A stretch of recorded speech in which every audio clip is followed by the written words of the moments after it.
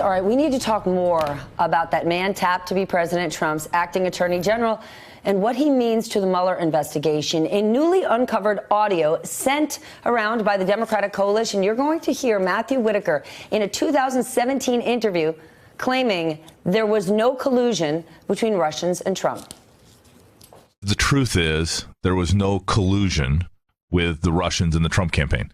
There was interference by the Russians into the election, but that is not the collusion with the campaign. And that's where the left seems to be just combining those two issues. And the last thing they want right now is the truth to come out and the fact that there is not a single piece of evidence that demonstrates that the Trump campaign had any illegal or even improper relationships with Russians. But I mean, it's that simple. No, it's this simple. The truth is Matthew Whitaker has no way of knowing. I want to bring in Charlie Savage. He's a Washington correspondent for the New York Times and an MSNBC contributor. All right, Charlie, you pointed out this audio in your most recent article, and there's also a letter that was sent to Whitaker signed by 18 state attorneys general asking him to recuse himself from overseeing the Mueller investigation. We know that ethics lawyers are looking at this. How do you see it playing out? Because to me, there is no chance that President Trump will run the risk again of choosing someone who will recuse themselves a la Jeff Sessions.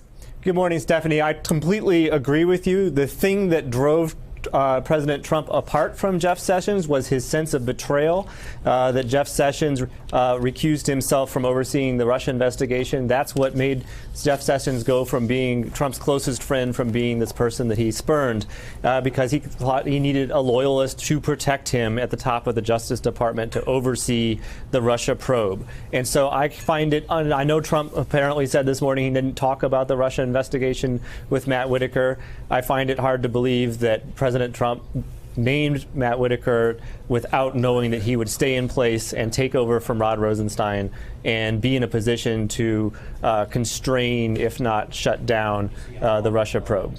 All right, you quoted several people. One of them, oddly enough, Kellyanne Conway's husband, George Conway, who is a vocal critic of the president. And he says Whitaker's appointment might actually be unconstitutional, despite the White House acting like it's a done deal. I want you to explain that. That's right. So we have two different issues here. The one you were just alluding to was, should Matt Whitaker, as a matter of ethics, recuse himself from overseeing the Russia investigation because he's clearly already made his mind up that there's nothing there, even without knowing what facts Bob Mueller has gathered or and has not yet made public, and also because he has ties to a key witness in that campaign, in that investigation, Sam Clovis. That's the issue of whether he should recuse as acting attorney general. What you're now bringing up is he even properly appointed as Attorney General? And so President Trump invoked a 1998 law called the Vacancies Reform Act, which allows him to install a sufficiently senior person in an open spot that normally would require Senate confirmation if that person had been in the department for at least 90 days, as Matt Whitaker had been as Jeff Sessions' chief of staff.